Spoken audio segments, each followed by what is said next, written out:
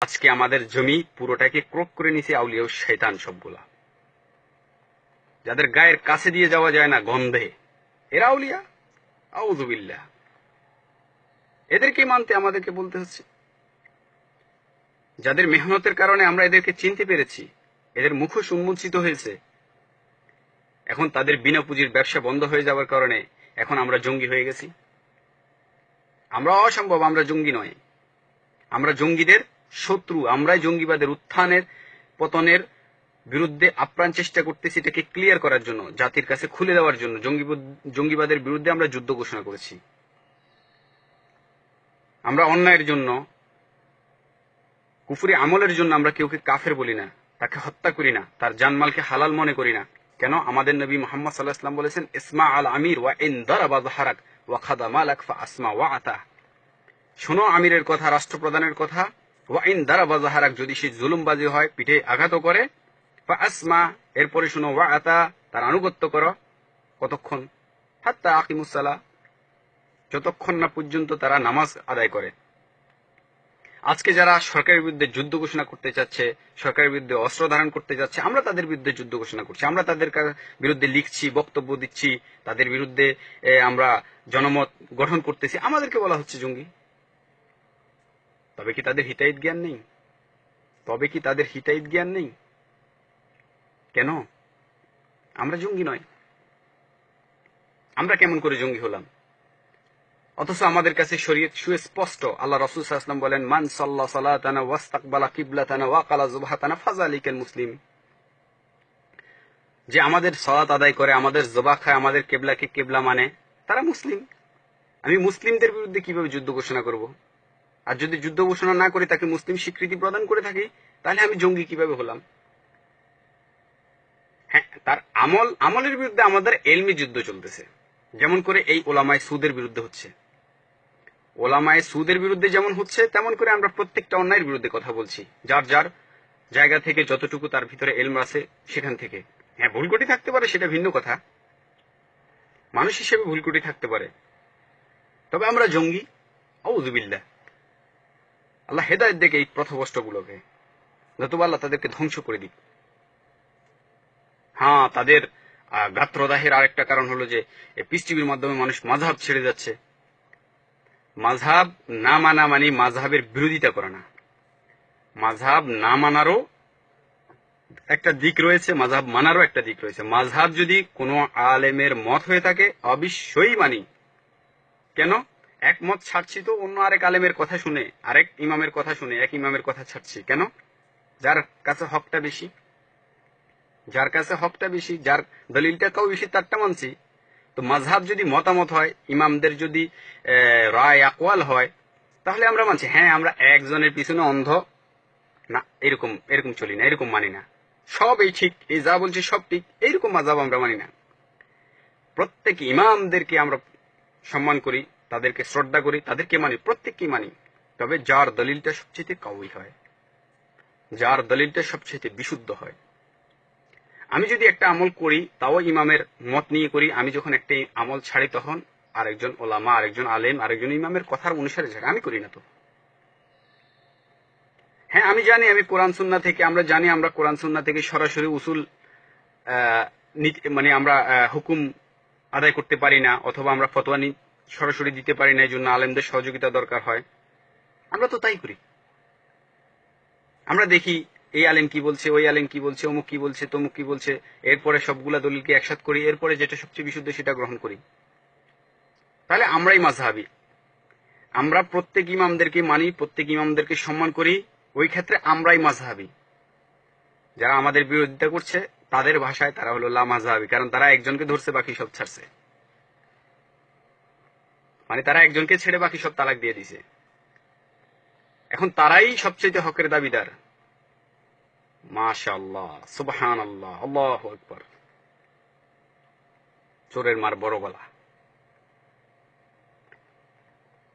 খুব সেনসিটিভলি একটা কথা শুনে রাখো বাতিলপন্থীরা,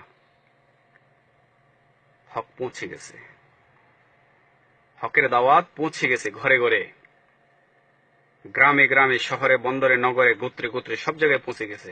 কেমনি ঠেকাবা? সেই দিন আর বেশি দূরে নাই যেখানে বাংলার আনাসে কানাসে প্রত্যেকটা জায়গায় তাওহীদের পতাকা উড়বে। আতিউল্লাহ ওয়া আতিউর রাসূলা। আমরা যদি নবীর সুন্নাহ মানতে গিয়ে যদি কোনো আলেম কোনো ব্যক্তির যদি কথাকে ছেড়ে দিয়ে যদি জঙ্গি হয়ে যায়, তাহলে আব্দুল্লাহ ইবনে ওমরকে কি বলবে, আব্দুল্লাহ ইবনে আব্বাসকে কি বলবে, যারা নবীর কথা মানতে গিয়ে আবু বকরের কথা ছেড়ে দিয়েছেন, ওমরের কথা ছেড়ে দিয়েছেন। একদা আব্দুল্লাহ রাদিয়াল্লাহু তাআলা আনহু মসজিদে প্রবেশ করলেন, লোকরা একটা বিষয় নিয়ে তর্ক বিতর্ক করতেছিলেন। তখন উনি বললেন যে আল্লাহ রাসূল সাল্লাল্লাহু আলাইহি ওয়াসাল্লাম এভাবে করেছেন। তখন লোকেরা বলল যে আপনি এরকম বলতেছেন, অথচ আপনার বাবা আবু বকর, আপনার বাবা ওমর এবং আবু বকর এরকম কথা বলতেছে। তখন আব্দুল্লাহ রাদিয়াল্লাহু তাআলা আনহু রাগান্বিত হয়ে গর্জে উঠে বললেন যে ইউশিকু আন তানজিলা আলাইকুম হিজারাতুম মিনাস সামা কুলু ক্বালা রাসূলুল্লাহ সাল্লাল্লাহু আলাইহি ওয়াসাল্লাম ওয়া তাকুলুনা ক্বালা আবু বকর ওয়া ওমর। আমি ভয় করতেছি আল্লাহ আকাশ থেকে পাথরের বৃষ্টি বর্ষণ করে তোমাদেরকে ধুলিয়ে দিবেন, তলিয়ে দিবেন। আমি বলতেছি আল্লাহ রাসূল বলতেছেন, তোমরা বলতেছেন অমুকে বলছে, আব্বা বলছে, এই বলছে, সে বলছে। আল্লাহ রাসূল সাল্লাল্লাহু আলাইহি ওয়াসাল্লাম কি বললেন, ফাইন্নাহু মাইয়াশ মিনকুম বা'দি ফাসায়ারা ইখতিলাফান কাসীরা ফাআলাইহি সুন্নতি ওয়া সুন্নতি খুলাফায়ে রাশিদিন আল মাহদিন। আমার পরে অনেক মতনৈক্য দেখবে, অনেক পথ, অনেক মত দেখবে, কি করবে, ফাআলাইহি সুন্নতি, আমার সুন্নাত গ্রহণ করবে, ওয়া অতঃপর আমার সুন্নাতের ভিতরে যদি না পাও খলিফায়ে রাশিদা সুন্নাত গ্রহণ করবে। এখন এদের দাবি কি? এই বেদাতপন্থীদের দাবি হলো যে নবীর সুন্নাহটাকে বাদ দিয়ে মানুষের কথাটাকে নিয়ে নাও। না, নবীর সুন্নাহর ভিতরে যদি খুঁজে না পাওয়া যায়, অতঃপর সাহাবী, খলিফায়ে রাশিদা, অতঃপর সাহাবী অথবা ইমাম মুফতি সেটা পরে আসবে স্টেপ বাই স্টেপ। তাহলে আমরাই তো মাযহাবী, আমাদেরকে বলা হচ্ছে জঙ্গি। আমরা যদি জঙ্গি হয়ে যাই, আল্লাহ, এরা অন্তরে সত্যি সত্যি এরা কিন্তু সাহাবাদের প্রতি বিদ্বেষ পোষণ করে। কেন? সাহাবারা বড়দের কথা ছেড়ে দিতেন নবীর কথা আসার পরে। আমরা যদি সাহাবাদেরকে অনুসরণ করি, তাদের গা জ্বলে কেন? এটাই কি তাদের গাত্রদাহের কারণ? পৃথিবী বন্ধ করে দেওয়া মানে হক বন্ধ করে দেওয়া না। আর সরকার বুঝতেছে না, সরকার বুঝতেছে না যে কে সরকারের শত্রু, কে সরকারের বন্ধু, কারা জঙ্গি, কারা জঙ্গি বিরোধী, তারা বুঝতেছে না। আমরা যদি না থাকি, জঙ্গিকে জঙ্গি হিসেবে শনাক্ত করার মতো কেউ খুঁজে পাবে না সরকার। জায়গায় জায়গায় মার খাবে তারা জঙ্গিদের হাতে। কেন? তারা বুঝবে না, তারা চিনবে না, তারা দেখতেও পাবে না। কেন? তাদের কাছে এলমি নুন নেই, তো তাদের কাছে এলম নেই। কে বলবে তাদেরকে? জায়গায় জায়গায় তারা প্রতিরুদ্ধ হবে। অক্লান্ত পরিশ্রম করতেছেন পৃথিবীর শেখগুলো, জনগণকে সতর্ক করতেছেন বেদাত সম্পর্কে, শিরক সম্পর্কে, জঙ্গিবাদ সম্পর্কে, কুসংস্কার সম্পর্কে। এদেরকেই বলা হচ্ছে জঙ্গি। তবে কি তাদের হিতাহিত জ্ঞান নেই? তবে কি তাদের হিতাহিত জ্ঞান নেই? আল্লাহ কি আমাদেরকে বাকরুদ্ধ করে দিয়েছেন? আমাদের কি হিতাহিত জ্ঞান নাই? এই জাতির জন্য আফসোস। আমরা যদি নবীর সুন্নাহকে মানি, পৃথিবী যদি নবীর সুন্নাহর প্রতি মানুষদেরকে অনুপ্রাণিত করে, আঁকড়ে থাকতে বলে, আমরা যদি জঙ্গি হয়ে যাই, তাহলে নাউজুবিল্লাহ সুম্মা নাউজুবিল্লাহ, এরা কি নবীকেও জঙ্গি বলতে চায়? নবী সাল্লাল্লাহু আলাইহি ওয়াসাল্লাম কি বললেন? দারকুতনির একটা হাদিসে রাসূলুল্লাহ সাল্লাল্লাহু আলাইহি ওয়াসাল্লাম বলেন যে লাউ কানা মূসা হাইয়ান ওয়া আদরাকা নবুওয়াতি মাহাল্লাল্লাহু ইল্লা ইয়াত্তাবাআনি। আমি আসার পরে যদি মূসা আলাইহিস সালামকে যদি জীবিত করে দেওয়া হয়, মূসা আলাইহিস সালামকে যদি জীবিত করে দেওয়া হয় আর আমার নবুয়ত যদি উনি পেয়ে যান, আমার ইত্তেবা ছাড়া ওর নাজাতের কোনো পথঘাট নেই। তো নবীর সুন্নাহ এসে যাওয়ার পরে ব্যক্তির মত, ইমামের মত, সাহাবার মত, এটা কি গ্রহণযোগ্য? নবীর পরে সাহাবার স্থান, সাহাবাদের পরে আইম্মায়ে মুজতাহিদিনের স্থান। হেডমাস্টারের কথা বাদ দিয়ে কেরানির কথা আমি মানা শুরু করব, তাহলে আমি হকপন্থী, নতুবা আমি বাতিলপন্থী, আমি লামাযহাবী। এরা বলতে কি চাচ্ছে? এরা কি বলতে চাচ্ছে? আসলে তারা এই সমস্ত মাযহাবও তাদের ফ্যাক্ট না, আসলে সুন্নাহও তাদের ফ্যাক্ট না।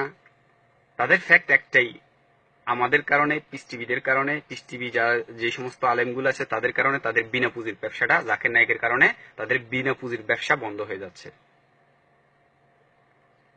প্রত্যেকটা মুসলমানের উচিত যার যার জায়গা থেকে এটার বিরোধিতা করা। সরকার সহ উপরস্থ যত দায়িত্বশীল আছে তাদের কাছে হকটাকে ক্লিয়ার করা। আমরা জঙ্গিদের শত্রু, আমরা জঙ্গি নই। সরকার কুল পাবে না জঙ্গিদের জ্বালায়। কেন? আমরা যদি কথা বলতে না পারি, এরা সুযোগ পেয়ে যাবে। এরা মাঠে ঘাটে, মসজিদ, মাদ্রাসা, স্কুল, কলেজ সব জায়গায় ঢুকে পড়বে। আব্দুর রহমানরা, এরা এই বাংলা ভাইরা এখানে ঢুকে পড়বে, আল কায়দারা, এসএসরা, এরা জায়গায় জায়গায় ঢুকে পড়বে। তাদের বিরুদ্ধে একটাই সম্প্রদায় জিহাদ ঘোষণা করছে, একটাই সম্প্রদায় তাদের বিরুদ্ধে লিখনিতে, বক্তব্যে অক্লান্ত পরিশ্রম করতেছে মাঠে ঘাটে, শহর বন্দরে। এটা হলো হকপন্থী ওলামায়ে কেরাম, বিশেষ করে পিস টিভির ওলামায়ে কেরাম। তাদেরকে জঙ্গি বলে খাল কেটে কুমির আনতেছে সরকার। আল্লাহ আমাদের প্রতি রহম করুন, আল্লাহ আমাদেরকে হেদায়েত দান করুন, আল্লাহ আমাদের প্রতি খাস রহমত দান করুন। কেননা আল্লাহর রহমত ছাড়া আসলে আমরা কেউ কিছু করতে পারবো না। আকুলু কাওলি হাযা আস্তাগফিরুল্লাহ লি ওয়া লাকুম।